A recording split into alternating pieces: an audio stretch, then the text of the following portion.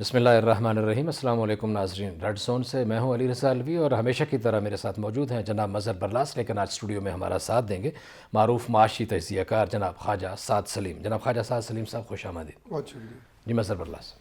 خواتین حضرات، آپ کی خدمت میں اسلام اور حسب سابق حسب روایت مہمان کی موجودگی میں ہم دعا کر رہے ہیں اللہ تعالی ہمارے اس عظیم وطن کو سلامت رکھے اور یہ عظیم وطن ترقی کرے، یہاں خوشحالی ہو، بد امنی ہمیشہ کے لیے ختم ہو جائے۔ کیا خبریں ہیں علی رضا جی آج وفاقی کابینہ کا اجلاس تھا جہاں اور بہت سارے معاملات زیر غور آئے، وہاں بجلی کا بریک ڈاؤن جو ہے وہ بھی موضوع سخن رہا اور دیگر بہت سارے معاملات کے ساتھ ساتھ اس پہ بڑی لہدیں ہوئی۔ اس کے علاوہ اسامہ ستی کا معاملہ جو ہے، جو اسلام آباد میں پولیس کے ہاتھوں مارا گیا تھا، انتظامی اداروں کے ہاتھوں مارا گیا تھا، اس کا معاملہ بھی آیا۔ وزیر اعظم کے تیور کیا تھے، وزراء کے تیور کیا تھے، وزراء نے کیا بتایا، وزیر اعظم نے کیا کہا اور کس انداز میں کہا، اندر کی کچھ بات لائے ہیں، آپ کو اس پہ بتائیں گے کہ کیا کیا ہوا وہاں۔ اس کے علاوہ جے یو آئی فے کو خیبر پختونخوا میں ایک دھچکا لگا ہے۔ سابق صوبائی وزیر جنگلات حاجی ابرار تنولی نے جے یو آئی فے کی کشتی کو منجھدار میں دیکھ کے چھلانگ لگا دی ہے، جبکہ مولانا فضل الرحمان کا کہنا یہ ہے کہ بے شک مشکلات ہیں لیکن حکومت کے خلاف تحریک بالکل نہیں رکے گی۔ انہوں نے کچھ سوالات بھی اٹھائے۔ انہوں نے کہا کہ جب یہ دعویٰ کیا جاتا ہے کہ دہشت گردی ختم ہو گئی ہے تو پھر روزانہ ٹارگٹ کلنگ کیسے ہو رہی ہے، سانحہ مچ کیسے ہو گیا۔ ان کے سوالات کا جواب بھی تلاش کرنے کی کوشش کریں گے۔ پھر ملک میں مہنگائی بہت زیادہ بڑھ گئی ہے، آٹا، چینی، گھی لوگوں کے لیے ان کو لینا بڑا مشکل ہو گیا ہے۔ اسلام آباد میں جو خاص طور پہ چینی کی قیمت 100 روپے سے بھی اوپر چلی گئی ہے، باقی جن چیزوں کو میں نے گنوایا ہے ان کی قیمتیں 10 سے 20% بڑھ گئی ہیں۔ اسی حوالے سے مسلم لیگ نون کی قیادت نے آج عطا اللہ تارڑ نے اور عظمیٰ بخاری نے پریس کانفرنس کی اور انہوں نے کہا کہ حکومت بے حس ہو چکی ہے، اسے شہریوں کے دکھوں کا کوئی ادراک نہیں ہے، مہنگائی کو قابو کرنا چاہیے۔ اس پہ بھی بات کریں گے اور آپ کو پتہ ہے کہ اوگرا اور ای گیس کا معاملہ تو ہمارا موضوع بحث ہوگا ہی۔ آپ کو بتایا تھا کہ تھوڑا سا ای گیس کے حوالے سے بتائیں گے کہ یہ کمپنی کیسی ہے اور ان کے کتنے لمبے بازو تھے کہ انہوں نے ملک کو 44 کروڑ روپے کا ٹیکہ لگایا، لیکن یہ ایک کیس ہے، اربوں روپے کے اور بھی بہت سارے کیسز کے شواہد ہمارے پاس پہنچ چکے ہیں، اس پہ بعد میں بات کریں گے، لیکن آج اسی پہ بات ہوگی۔ جی میں مظہر برلاس صاحب آپ کی طرف بڑھوں گا۔ وفاقی کابینہ کا اجلاس تھا اور وہاں خاص طور پر بجلی کے معاملے پہ وزیر اعظم عمران خان سخت ناراض نظر آئے۔ عمر ایوب کے ساتھ ان کا رویہ بڑا کھینچا ہوا تھا۔ انہوں نے کہا کہ آپ نالائق ثابت ہوئے ہیں، کہا یا نہیں کہا اس کا امپریشن یہی تھا۔ اور اس میں ایک اور بات بھی ہوئی ہے کہ اس سے پہلے پریس کانفرنس میں یہ امپریشن دیا گیا تھا کہ یہ جو بجلی کا بریک ڈاؤن ہوا ہے یہ فالٹ آیا ہے، ٹیکنیکل فالٹ کی وجہ سے، لیکن آج ہمارے ذرائع کے مطابق وفاقی کابینہ میں بتایا گیا ہے کہ یہ انسانی غلطی کی وجہ سے ہوا تھا، ٹیکنیکل فالٹ کی وجہ سے نہیں ہوا۔ جناب علی رضا الوی صاحب، گزارش یہ ہے کہ ٹیکنیکل فالٹ بھی انسانی غلطی ہوتا ہے اور یقیناً یہ بڑے پریشان کن صورتحال تھی اور اس پہ میں سمجھتا ہوں کہ سخت سے سخت سزائیں دینی چاہیے۔ باقی میرا خیال ہے آج ہم بات کم کریں اور خواجہ صاحب کو خواجہ صاحب کو زیادہ سنیں، کے انداز میں ذرا تھوڑا سا کیونکہ میں تو مولانا صاحب کے بارے میں مجھ سے باتیں کرا لینا۔ بالکل کریں گے، وہ بالکل ایسے ہی ہے، لیکن خواجہ صاحب آپ کو خوش آمدید بھی کہتے ہیں، آپ کی بڑی مہربانی ہے، آپ نے وقت نکالا، بہت مصروف آدمی ہے۔ آج وفاقی کابینہ کے موضوع سے ہی بات شروع کر لیں آپ سے یا کسی مخصوص انداز؟ نہیں بالکل صحیح موضوع ہے۔ آج اس پہ کچھ بجلی کا حوالہ، کیونکہ آپ ماہر معیشت ہیں، معیشت کے شعبوں کو دیکھتے ہیں، تو بجلی ہی توانائی جب ہمارے قابو میں نہیں آ رہی تو ہماری ترقی کی رفتار کیسے ہوگی، کیا کہتے ہیں؟ دیکھیں میں انجینئر بھی ہوں اور تھوڑا بہت میں اس سسٹم کو سمجھتا ہوں، not expert on distribution. Basically جو پورے پاکستان میں جو اس کی بجلی کی ترسیل کا جو سسٹم فیل ہوا، اس میں جو بظاہر اس میں 3 چیزیں بڑی امپورٹنٹ ہیں۔ ٹھیک ہے۔ وہ یہ ہے کہ اگر لوڈ زیادہ ہو اور سپلائی کم ہو، ٹھیک ہے، تو جو آپ کے ٹربائنز ہیں یا جنریٹرز ہیں جو ایکچوئل یعنی بجلی پیدا کر رہے ہیں، ان پہ لوڈ آ جاتا ہے۔ ٹھیک ہے۔ ایسے ہی ہے جیسے ایک گاڑی چل رہی ہے، آپ نے وہ 4 سواریوں کے لیے بنی ہے، آپ نے اس میں 10 یا 12 لوگ بٹھا دیے، یا بائیسیکل پہ اگر 4 آدمی چڑھ گئے تو جو بائیسیکل چلانے والا ہے اس کی سپیڈ سلو ہو جائے گی۔ درست ہے۔ اچھا، سپیڈ کا تعلق ہے یہ فریکوینسی کے ساتھ۔ ٹھیک ہے۔ تو جو ہی جنریٹرز پہ یا جو آلٹرنیٹرز ان کو ایکچوئل کہتے ہیں، جو پاور کے جو یہ چلاتے ہیں، جو بجلی بناتے ہیں، ان پہ جب لوڈ اگر زیادہ آ جائے تو ان کی جو پیچھے سے جو ان کو چیز گھما رہی ہے، جو سپلائی ہے، یا تو آپ اس کا فیول بڑھا دیں، پیٹرول بڑھا دیں، اس کی ریس، اس کو ایکسیلیٹر دے دیں. ٹھیک ہے. لیکن اگر وہ ہائیڈل ہے، پانی سے بن رہی ہے، تو پھر آپ کے پاس آپشنز بڑی کم رہ جاتی ہیں. تو اس کی سپیڈ کم ہونے سے وہ فریکوینسی چینج ہو جاتی ہے. اچھا، یہ چیزیں کنٹرول کرنے کے لیے پھر ایک ٹیکنیکل گیجٹس ہیں، میں ان کی ڈیٹیل میں نہیں جاتا. جی.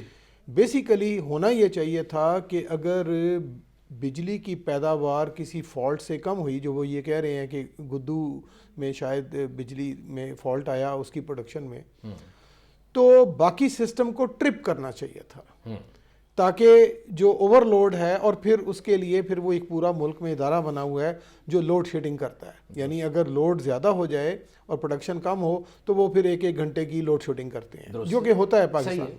ہوا یہ کہ یعنی یہ سارے مفروضے ہیں. ویسے تو اس کی کوئی انکوائری کی رپورٹ آئے گی تو پھر ہم بات کر سکتے ہیں، مفروضے پہ بات کر رہے ہیں، دستیاب حالات کے مطابق ہم بات تو یعنی پاسبلٹیز کیا ہیں. تو اس میں یہ پاسبل ہے کہ ایسا ہوا، اور جس چیز نے ٹرپ کرنا تھا، اور پھر اس کا ایک مانیٹرنگ کا پورا ایک سسٹم ہے.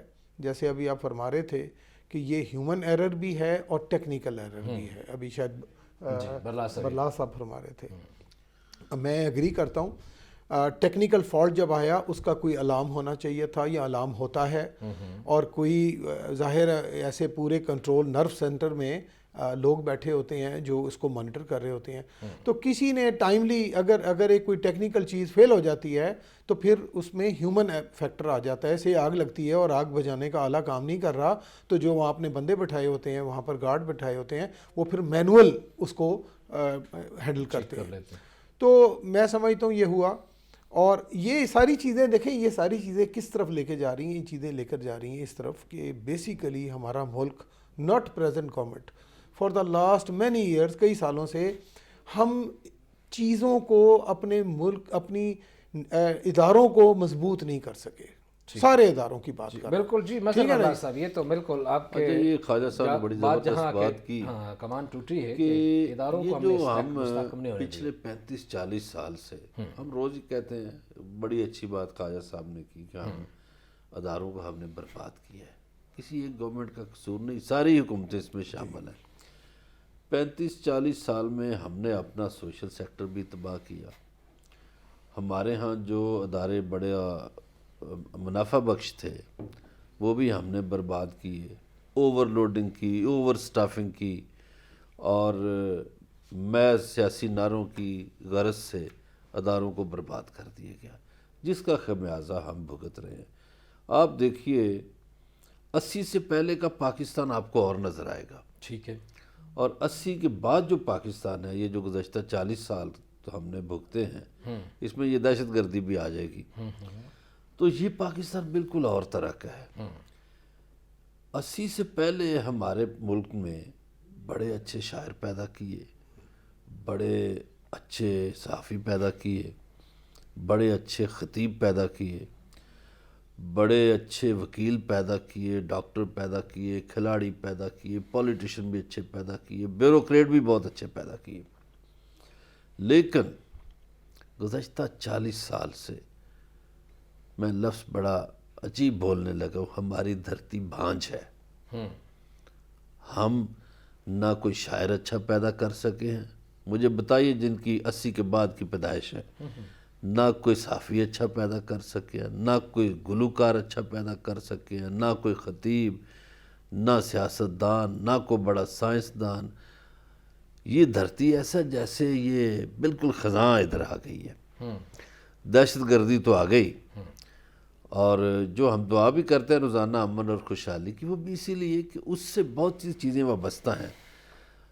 80 سے پہلے آپ دیکھیں پاکستان ترقی کر رہا تھا، پاکستان میں سینما کلچر بھی تھا، پاکستان میں غزل کی محفلیں بھی تھیں، پاکستان میں ایسا ماحول تھا کہ ہمارا جو شہر کراچی ہے وہاں انگریز آ کے چھٹیاں گزارتے تھے، عرب شہزادے آ کے چھٹیاں گزارتے تھے، اور ہمارے ہاں رشوت کا رواج نہیں تھا. 80 سے پہلے علی رضا علوی صاحب اور خواجہ صاحب میرا خیال اتفاق کریں گے، 80 سے پہلے جو گلی محلے میں رشوت لیتا تھا لوگ اس سے سلام نہیں لیتے تھے. بچوں کو کہتے تھے اس گلی کے کارنر میں وہ جو رہتا ہے نا، اس کے بچوں کے ساتھ نہیں کھیلنا، ان کے گھر میں حرام کا پیسہ آتا ہے، وہ رشوت لیتا ہے. لوگ رشتہ نہیں کرتے تھے.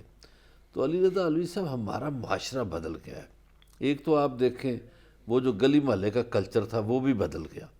یعنی اس کے اثرات جو 40 سالہ ہے نا، یہ اداروں پہ بھی پڑے، ہمارے معاشرے پر پڑے، ہماری صحت پر، آب و ہوا پر، ہر چیز پر اثرات مرتب ہوئے ہیں.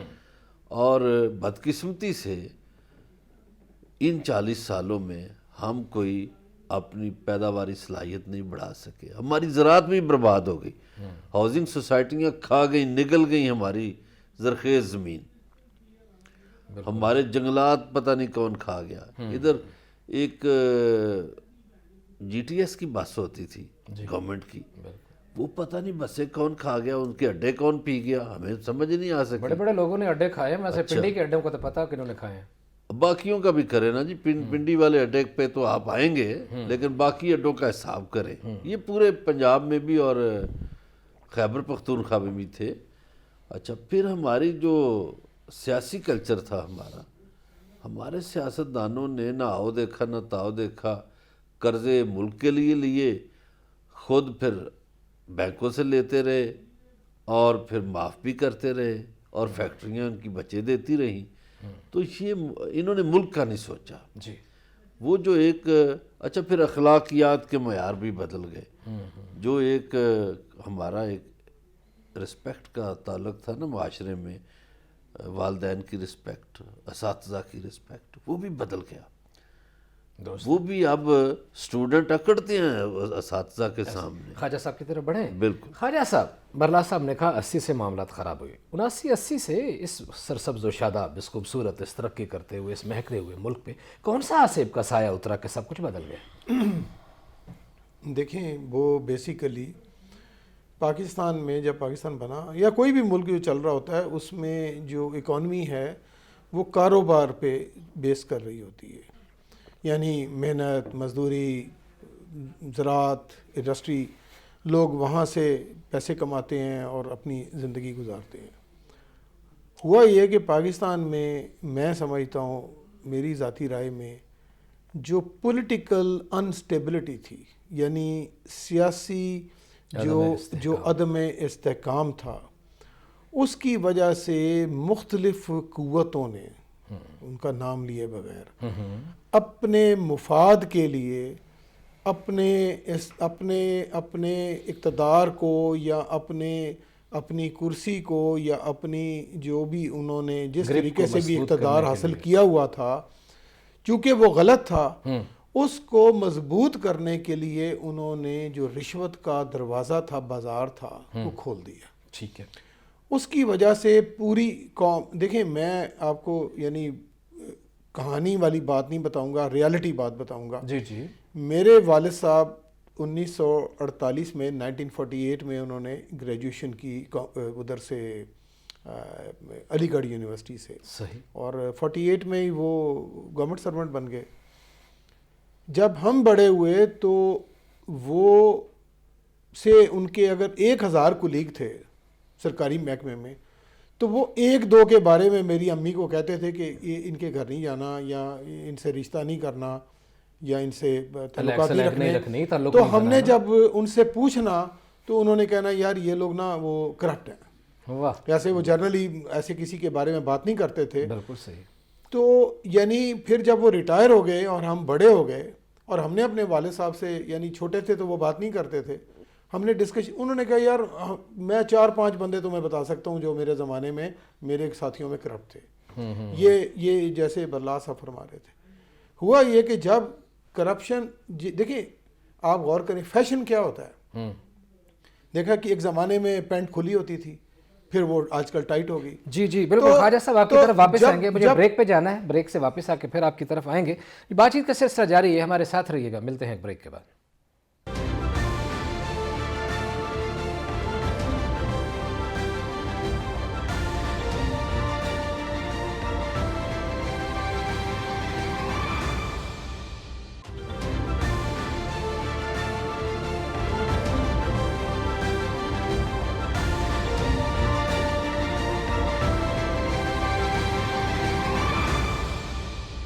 वेलकम बैक नाज़रीन। बात ब्रेक से पहले वफाकी काबीना के इजलास से होती हुई उस तहज़ीब व तमद्दुन की तरफ चली गई जहाँ एक आइडियल माहौल था, और वहाँ सूरत हाल इतनी तहज़ीबी रवैये इतने बदल गए कि कभी जो करप्ट लोगों से ताल्लुक़ रखना बुरा समझा जाता था, अब ये कोई नहीं देखता कि इसने दौलत कमाई कैसे। दौलतमंदों के गिर्द घेरा डालने की कोशिश की जाती है, ताल्लुकात बनाने की कोशिश की जाती है, और अखलाकी ज़बूहाली बढ़ती चली जा रही है। इस हवाले से बात कर रहे थे ख्वाजा साद सलीम साहब, आपकी तरफ वापस आते हैं।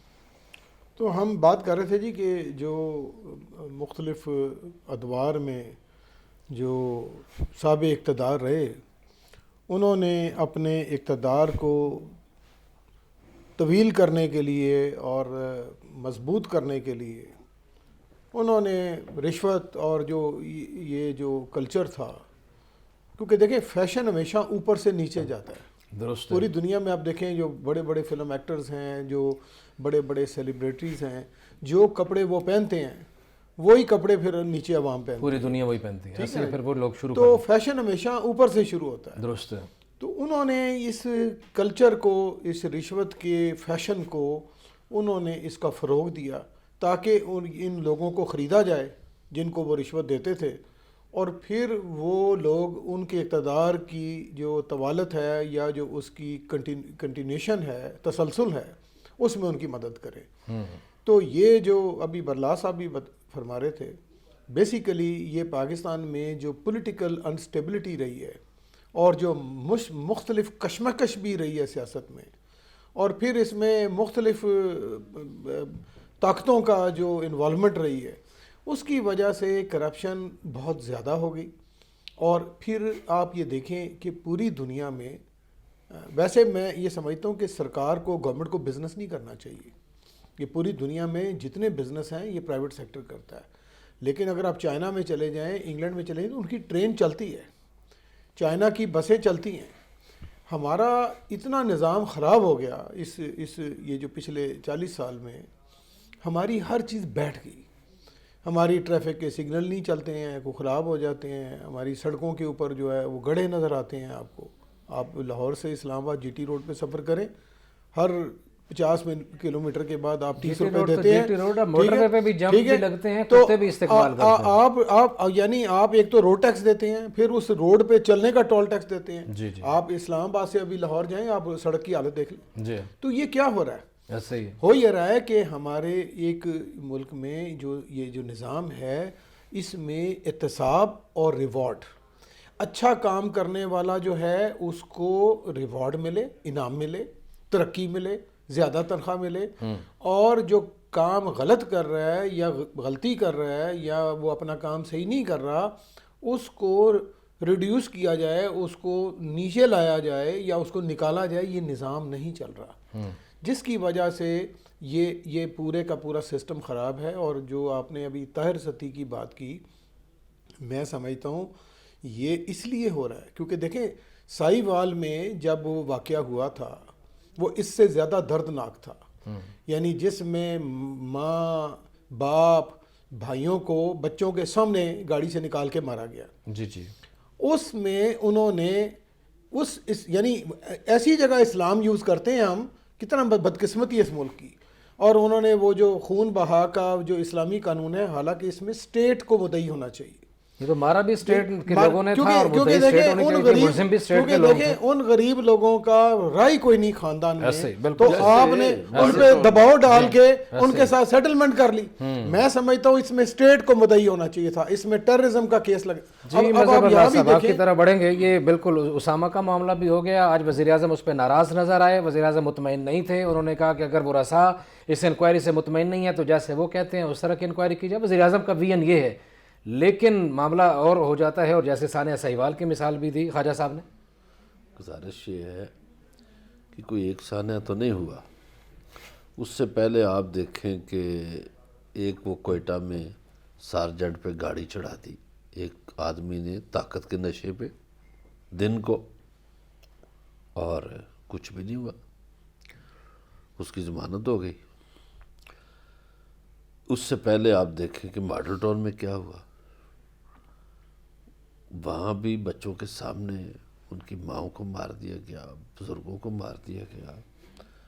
तो یہ جو بات خواجہ صاحب فرما رہے تھے نا کہ ہمارا سسٹم تو ہمارا اب ایسا ہو گیا ہے کہ وہ دیانتدار کو برداشت ہی نہیں کرتا. یعنی آپ کسی سیٹ پہ کسی عہدے پہ کسی دیانتدار شخص کو بٹھا دیں، مافیاز اس کے خلاف کام کریں گے اور اس کو 10 دن نہیں نکالنے دیں گے، وہاں اس کو ہٹا دیں گے. نیچے والے بھی اس سے ناراض، اوپر والے بھی اس سے ناراض. تو دیانتدار لوگوں کو برداشت نہیں کر رہا یہ معاشرہ. چوروں کو برداشت کرتا ہے، کرپٹ لوگوں کو برداشت کرتا ہے، ڈاکے ڈالنے والے کو برداشت کرتا ہے، ایماندار کو برداشت نہیں کرتا، دیانتدار کو برداشت نہیں کرتا. یہ ہماری اخلاقی پستی ہے. مثلا ہمارے رسول صلی اللہ علیہ وسلم نے فرمایا جس نے ملاوٹ کی وہ ہم میں سے نہیں، یعنی وہ مسلمان نہیں. مجھے بتا دیں پاکستان میں کتنے مسلمان ہیں، کدھر کدھر ملاوٹ کرتے ہیں؟ کوئی آپ سوچ سکتے ہیں؟ کوئی آپ دوائی لینے جائیں، آپ کو یقین ہی نہیں ہوگا، نہ خواجہ صاحب کو، نہ آپ کو، نہ مجھے، کہ یار یہ دوائی اصلی ہے یا نکلی ہے. ٹھیک ہے، ٹھیک کہہ رہے ہیں. اسی طرح کھانے پینے کی اور چیزیں لے آئیں. دودھ لیں، مثلا دودھ جو ہے، ہم زرعی ملک ہے، باعث شرم ہے ہمارے لیے. 2.5 کروڑ لیٹر دودھ کی ضرورت ہے روزانہ، پروڈکشن ہے ہماری 1.5 کروڑ لیٹر. تو وہ جو 1 کروڑ لیٹر ہے دودھ، وہ ہم پتہ نہیں سوڈا پیتے ہیں، صابن پیتے ہیں، کیا پیتے ہیں. تو گزارش یہ ہے کہ یہاں توجہ نہیں دی گئی. یہاں جو حکمران طبقہ ہے اس نے ہمارے ملک کے کسی شعبے پر توجہ نہیں دی. کوئی شعبہ ایسا نہیں کہ جس کو ہم پیش کر سکیں ماڈل کے طور پر کہ یہ دیکھیں. اسی لیے ہم پیچھے ہیں پورے ساؤتھ ایشیا میں. جی ٹھیک ہو گیا، اسی وجہ سے آپ پیچھے کہہ رہے ہیں کہ ہم پیچھے ہیں، اور یہی معاملہ ہے. جی خواجہ صاحب آپ کی طرف بڑھیں گے کہ آپ کو کیا لگتا ہے، آپ کا موضوع ظاہر ہے پولیٹکس پہ بھی تھوڑا سا ظاہر ہے، پاکستان کا ہر بندہ پولیٹکس سے دلچسپی. JUIF کچھ لوگ چھوڑ کے جا رہے ہیں، کچھ مولانا شیرانی اور گل نصیب صاحب اور حافظ حسین صاحب، وہ پہلے کوئی سائڈ پہ ہو گئے. آج ایک اور جو سابق ان کے وزیر جنگلات رہے تھے ابرار تنولی صاحب، وہ بھی چھوڑ گئے ہیں. میرا خیال ہے جو اب چونکہ میں سیاست نہیں کرتا، میں آپ کو ایک اپنا مشاہدہ بتا سکتا ہوں. میرا خیال ہے جو مولانا فضل الرحمان صاحب کا جو سٹانس ہے وہ شاید اتنا سخت ہے کہ اس سٹانس کے ساتھ شاید وہ لوگ اس کا جو پریشر ہے وہ شاید نہیں لے پا رہے، یا ان کے خیال میں اتنا سخت سٹانس نہیں لینا چاہیے. اور باقی آپ کو یہ بھی پتہ ہوگا کہ سیاسی جماعتوں کے اندر بھی جمہوریت نہیں ہے. کسی بھی جماعت میں آپ کو شاید، میرا نہیں خیال ہے کسی جماعت میں جمہوریت ہوگی. تو جو بھی اس کا امیر ہوتا ہے یا ہیڈ ہوتا ہے وہ باقی لوگوں کی مرضی جو بھی ہو وہ اپنی اوپینین کے مطابق وہ بات کرتا ہے. تو وہ لوگوں کا خیال ہے کہ اتنی زیادہ ٹکراؤ کی جو مولانا کی جو سیاست ہے وہ شاید اس کو وہ یہ سمجھ رہے ہیں کہ یہ صحیح راستہ نہیں ہے. یعنی ہو سکتا ہے وہ ایگری کرتے ہوں اس سے، ان کے بیانیے سے، لیکن ان کا یہ خیال ہو سکتا ہے کہ اس سے فائدہ نہیں ہوگا. دیکھیں سیاست تو لوگ کرتے ہیں نا اقتدار میں آنے کے لیے، تاکہ ملک میں آپ اقتدار میں آئیں گے تو ڈیلیور کریں گے نا، ٹھیک ہے، قوم کو تبھی فائدہ ہوگا. آپ کا کوئی بھی منشور ہو وہ کاغذوں میں تو ہوگا، لیکن اگر اس منشور کی جب تک پریکٹیکل اس کی عملی طور پہ امپلیمنٹیشن نہیں ہوگی، اس پہ عمل درآمد نہیں ہوگا، تو اس منشور کا کیا فائدہ. تو اگر آپ نے اقتدار میں آنا ہے یا کسی بھی سیاسی جماعت نے، تو وہ اتنا سخت سٹانس لے کے، میرا خیال ہے ان کے جو ساتھیوں کا خیال ہے وہ شاید اقتدار میں نہیں آ سکتے، بلکہ ان کے پاس اگر کچھ ہے تو شاید وہ بھی کم ہو جائے گا. جی صحیح. مظہر برلاس صاحب آپ کی طرف بڑھیں گے. جی مولانا کہتے ہیں کہ جی مشکلات بالکل ہیں، لیکن یہ تحریک کا راستہ نہیں روکیں گے حکومت کو، بلکہ ان کا کہنا ہے کہ دھاندلی زدہ جعلی حکومت کو بہرحال جانا پڑے گا. گزارش یہ ہے کہ ایک تو ہم نا خواجہ صاحب سے پوچھیں گے کہ معاشی طور پر ہم کہاں کھڑے ہیں اور کیسے بہتری ہو سکتی ہے، لیکن جو آپ کا سوال ہے اس کا میں جواب عرض کرتا ہوں. مولانا صاحب مجھے فرما دیں کہ کون سا دھاندلی کے بغیر الیکشن ہوا ہے پاکستان میں؟ ہر الیکشن میں تو شور بچا. جن کے ساتھ کھڑے ہیں مولانا صاحب، اب میری باتیں شاید کڑوی لگیں، اس قوم کو بری لگے،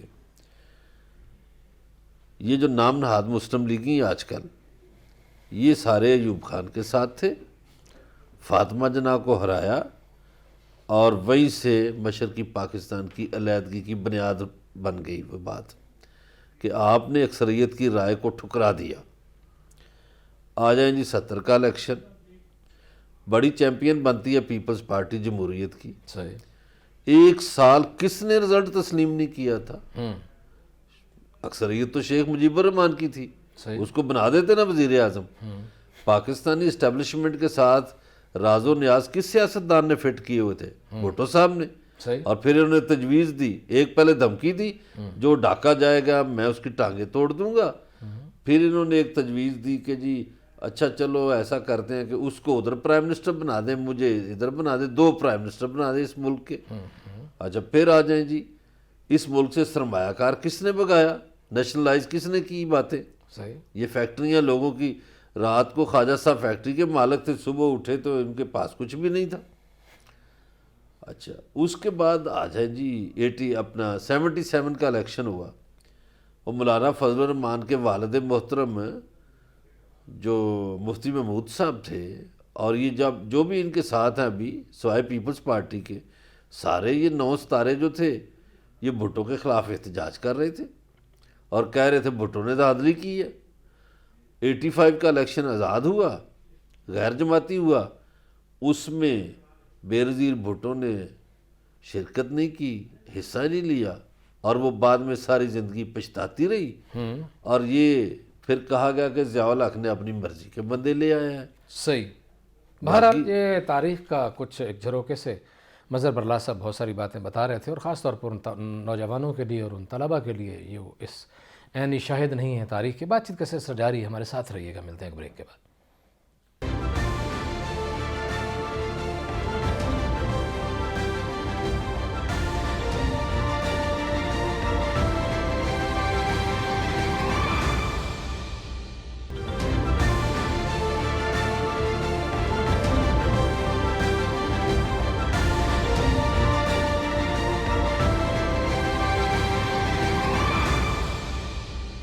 ویلکم بیک ناظرین، بریک پہ جانے سے پہلے مظہر برلا صاحب تاریخ کے جھروکے سے کچھ چیزیں بتا رہے تھے۔ مظہر برلا صاحب آپ ہی کی طرف واپس پلٹتے ہیں۔ اچھا میں جی عرض کر رہا تھا الیکشنوں کے حوالے سے، تو مولوی صاحب جب 88 کا الیکشن آیا، ایک تو گورنمنٹ توڑ دی گئی جنیجو صاحب کی، الیکشن آیا تو پھر مسلم لیگ کے پیچھے کھڑے ہو گئی قوتیں اور بے نظیر بھٹو کا راستہ روکنے کی کوشش کی، آئی جی آئی بن گئی، پیسے بانٹے گئے۔ وہ یہ کس نے کیا؟ بے نظیر کا راستہ کس نے روکا اور آئی جی آئی کس نے بنائی؟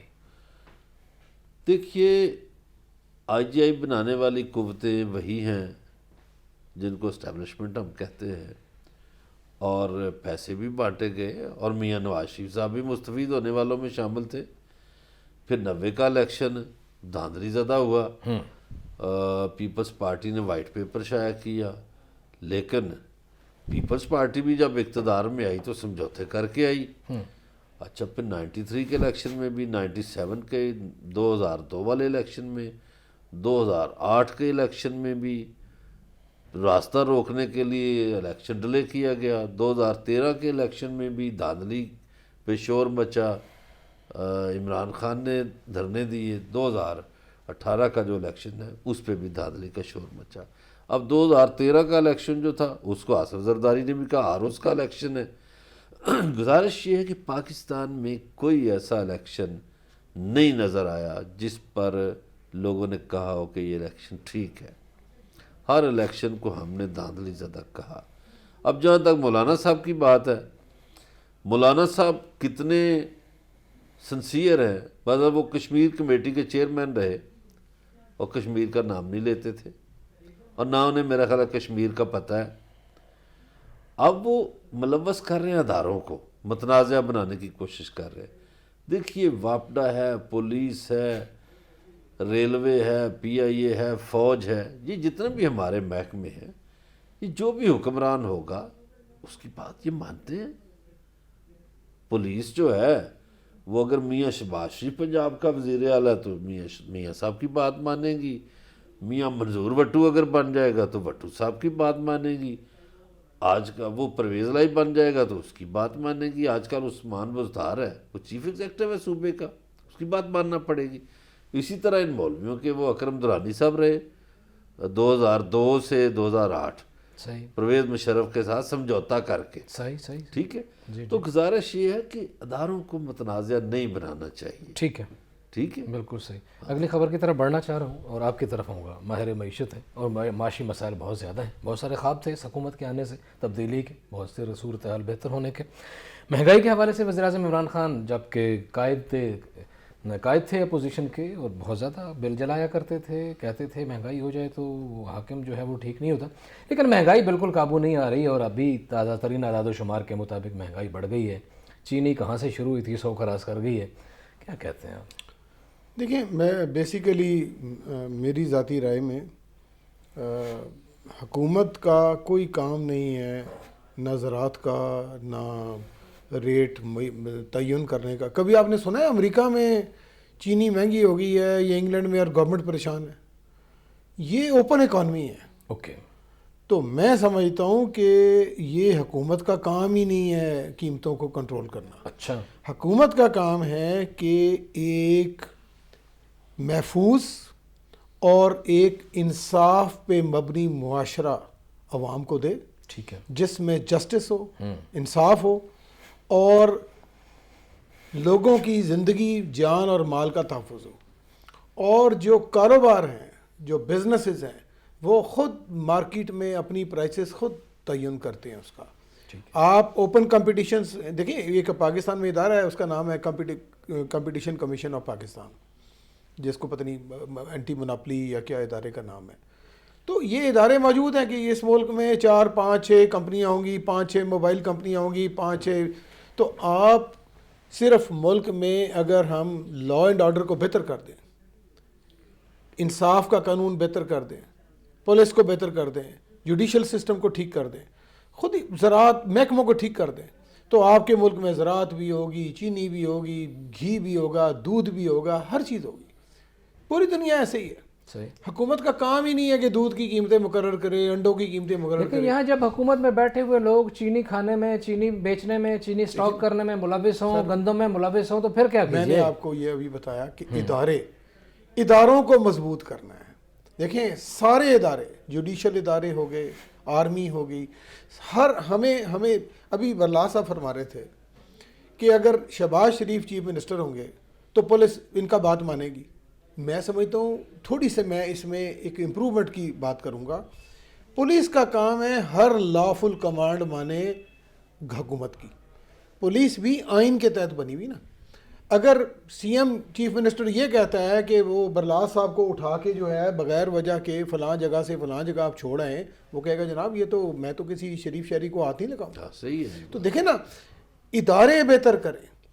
ایک جو اقتدار ہے وہ انڈیویجولز کا نہیں ہے، جی، یعنی یہ کوئی بادشاہی نظام نہیں ہے کہ بادشاہ نے کہا تو ان کو مار دو، بادشاہ نے کہا تو ان کو حویلیاں دے دو۔ نہیں، ہمارا ملک جو ہے وہ ایک سوشل کانٹریکٹ سے ایک آئین کے تحت چل رہا ہے۔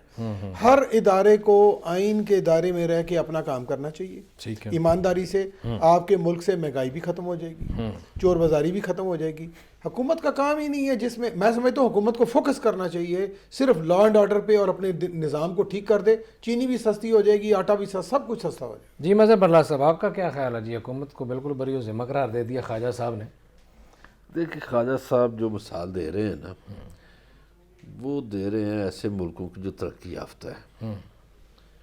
ہمارے ہاں وہ آپ نے بیچ میں ایک سوال کیا ابھی کہ جب حکومت میں بیٹھے ہوئے لوگ شامل ہوتے ہیں، منافع خوری وہ کر رہے ہوں تو پھر آپ کیا مجھے کریں؟ یہ بتائیں، خواجہ صاحب اور آپ دونوں، کھیل ہے مثلا ایک لڑکا ہے کوئی کسی محلے کا، وہ اچھا کرکٹر ہے، کیا آپ سوچ سکتے ہیں وہ بغیر سفارش کی قومی ٹیم تک پہنچ جائے؟ پاکستان میں یہ نہیں ہوتا، امریکہ میں ہوتا ہے، انگلینڈ میں ہوتا ہے، یس آسٹریلیا میں ہوتا ہے، ہمارے ہاں نہیں ہو سکتا۔ ہمارے ہاں تو بغیر سفارش کے اسکولوں کالجوں میں داخلے نہیں ملتے۔ تو اسی طرح کئی کرکٹر لڑکے ضائع ہو گئے۔ میں مثلا ایک مثال دیتا ہوں، یہ جو لڑکا مصباح کیپٹن گزرا ہے، یہ پرویز مشرف کا دور تھا، تو یہ ابھی جو ایم این اے امجد خان، اس نے مجھے یہ واقعہ سنایا. اس نے کہا جی میں بیٹھا تھا اپنے پمپ پہ، تو یہ لڑکا آ گیا، یہ ہمارے ساتھ ہی کھیلتا تھا، تو میاں والی کی ایک بی کلاس کلب میں کھیلتا تھا. تو اس نے، میں نے کہا ہاں بھائی کیا کر رہے ہو آج کل؟ اس نے کہا جی گھر والے بھی گالیاں دیتے ہیں، باہر والے بھی کوئی. تو کہتا میرے دل میں ایک بات آئی، میں نے کہا اچھا چلو، میرا والد جو ہے وفاقی وزیر ہے، تو ڈاکٹر نسیم اشرف کرکٹ بورڈ کا چیئرمین تھا. میں نے والد سے کہا، انہوں نے بلوا لیا، مصباح فٹ ہو گیا. اب ایک وفاقی وزیر کی سفارش سے ایک لڑکا جاتا ہے جس کو پہلے کسی نے پوچھا ہی نہیں، سرگودا ڈویژن نے نہیں پوچھا، اور وہ پھر قومی ٹیم کا کیپٹن بن جاتا ہے. تو پاکستان میں تو یہ صورتحال ہے نا. یہاں نہ تو یہ جو قیمت کی بات کی خواجہ صاحب نے، ہمارے یہاں پاس بھائی صرف جان 2 منٹ رہ گئے ہیں اور دودھ بیچنے والے مل جاتے ہیں کہ ہم نے اس سے کم نہیں. مافیاز ہیں یہاں. تو جہاں مافیاز کا راج ہو وہاں ڈنڈا چلانا پڑتا ہے. جو آپ نے جیسے کہا نا کہ شہباز شریف ہو، تو یہ اس ملک کا دستور بنا ہوا ہے. اس ملک میں یہ رواج ہے کہ حکمران جو ہے وہ اپنے آپ کو قانون سے بالاتر سمجھتا ہے. جی ٹھیک ہے، قانون کی حکمرانی تو ہے ہی نہیں. بالکل صحیح. جی خواجہ صاحب آپ کی طرف آنا اور ایک جملے کا جواب چاہیے. وزارت انسانی حقوق نے خط لکھا ہے UNHR کو. 11 ہندو جو بھارت میں مارے گئے تھے، یہاں سے بڑے فخر سے گئے تھے، وہاں مار دیے گئے، اور ان کے بڑے عجیب سی صورتحال ہے. اس پہ تھوڑا کمنٹ کر دیجیے. انڈیا کو تو دیکھیں جی، ہندوستان کو تو مودی نے ایک، میں سمجھتا ہوں ایک دہشت گرد اور ایک ایکسٹریمسٹ ملک بنا دیا. اور جو انڈیا کا جو سیکولر چہرہ تھا، جو کہ کئی سالوں سے جب سے انڈیا اور پاکستان بنے ہیں، جو اندرا گاندھی اور کانگریس نے اور جو مختلف سیاسی جماعتوں نے یا ایون واجپئی نے، اس کو مودی نے ایک، جس کو کہتے ہیں نا ایک، مجھے اب ایکسٹریمسٹ کی اردو میں کوئی اس کے لیے پراپر لفظ نہیں مل رہا، انتہا پسند، وہ انڈیا کو انتہا پسند بنا دیا ہے. اور آپ اس کے علاوہ دیکھیں ان کی حرکتیں کہ وہ مسجدیں گرا رہے ہیں، لوگوں پہ حملے کرتے ہیں. اور پھر انہوں نے اس سے پچھلا جو واقعہ ہے وہ کتنا دردناک ہے، جو ٹرین سمجھوتا ایکسپریس میں جو انہوں نے لوگوں کو زندہ جلا دیا تھا، اور پھر ان لوگوں کو غالباً ابھی پچھلے دنوں چھوڑ بھی دیا ہے. کچھ لوگوں کو انہوں نے وہ چھوڑ بھی دیا. تو میں سمجھتا ہوں یہ جو مودی انڈیا کو جس طرف لے کے جا رہا ہے، یہ بڑا خطرناک یہ یعنی میں ایز اے پاکستانی نہیں کہہ رہا، میں سمجھ رہا ہوں یہ پوری دنیا میں یہ انڈیا کو آئسولیٹ کر دے گا، اور انڈیا کا جو چہرہ ہے سیکولر وہ مسخ ہو جائے. جی بہت شکریہ خواجہ اسعد سلیم صاحب، جناب اظہر برلاس صاحب. ناظرین آج اتنا ہی، آپ سے ملاقات ہوگی کل. اپنا خیال رکھیے گا. اللہ نگہبان.